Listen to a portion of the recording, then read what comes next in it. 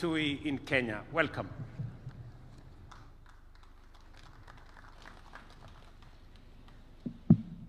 Thank you very much, Mr. President, my dear brother William Ruto, ladies and gentlemen, members of the Kenyan government, honorable members of the National Assembly and Senate, honorable members of Judiciary, ladies and gentlemen, members of the Diplomatic Corps, the Honorable County Governor of Kitui, ladies and gentlemen, habari za asubuhi.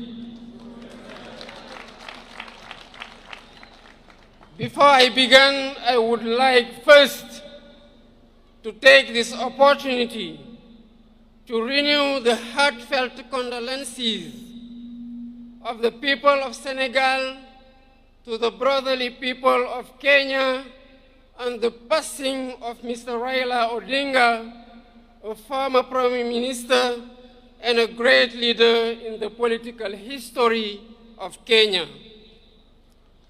I pay tribute to the memory of the illustrious departed and express my deep compassion to President Ruto, to his family, and to the people of Kenya. May his soul rest in peace.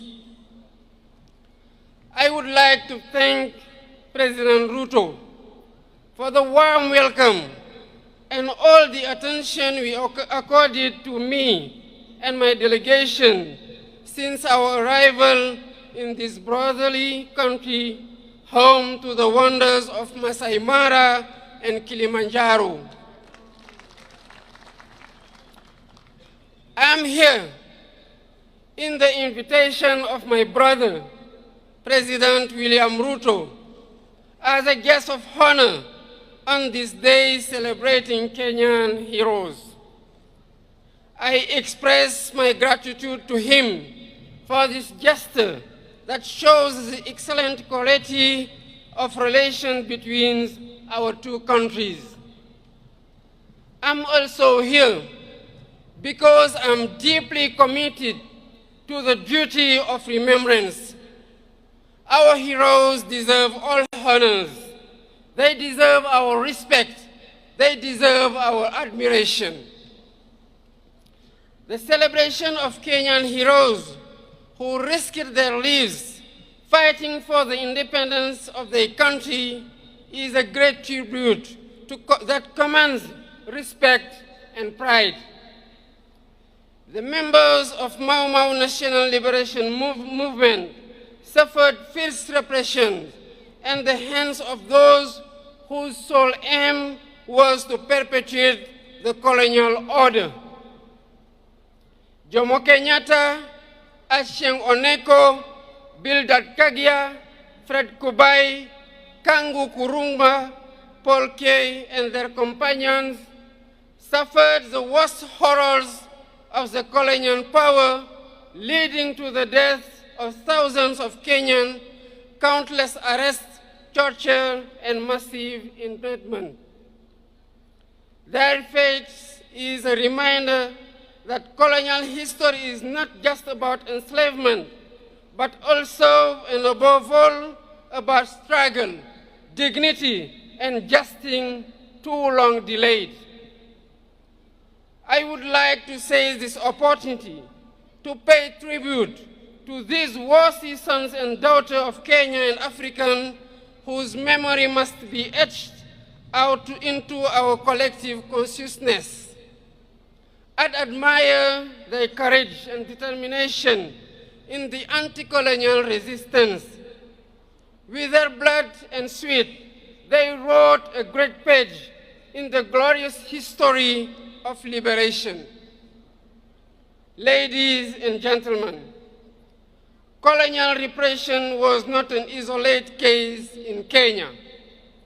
We suffered the same in Senegal, where anti-colonial national resistance movements blossomed against the European imperialist power offensive in Africa. our fellow countrymen suffered unspeakable repression. For instance, on December 1944 at Charoy Black Barracks, innocent and unarmed Senegalese riflemen, along with their brothers in arms from other African countries, were massacred by the colonial power. Their only crime was to demand the payment of their allowance, bonuses, and other entitlements. This was one of many premeditated criminal acts, and the facts are undeniable. Out of duty of remembrance, truth, and justice, we cannot forget these horrors, nor the sacrifice of our national liberation heroes and founding fathers of our nation. The full history must be recalled. These valiant sons and daughters of Africa must be celebrated because celebration is an educational tool in the transmission of our values and virtues. This is why I initiated a series of activities to pay tribute to all victims of slavery, colonialism, and all past injustice. The first such initiative was to commemorate the 18th anniversary of the massacre of Senegalese riflemen last year. We are preparing to mark the second edition on December next, in communion with the 16 other troops contributing nations to the regiment commonly known as Senegalese riflemen. Ladies and gentlemen, to consolidate these various remembrance initiatives on the African continent, it is vital that we develop synergy in our efforts.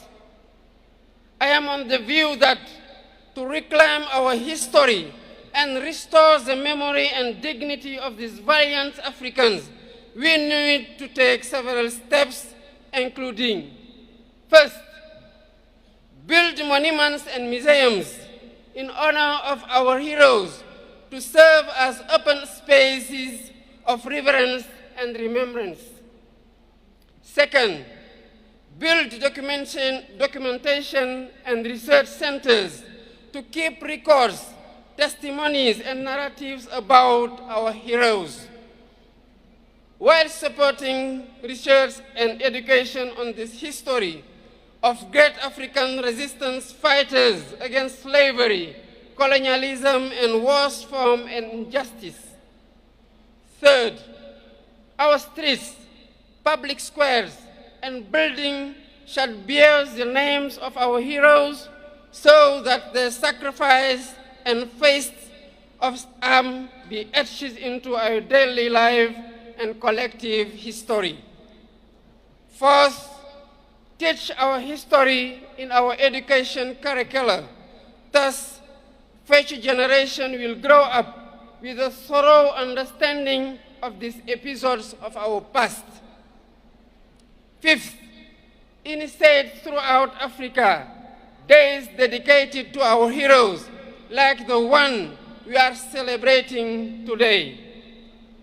This is what will sustain the memory of our heroes, just as sustainable energy solution, the theme of this year's celebration, will help transform our lives. With the mastery of energy and sufficiency production capacity, Africa shall build the foundation of her development, the engine for her economic transformation, and foster technological and social innovation. Long live the memory of Kenyan heroes. Long live the memory of African heroes. I thank you for your kind attention.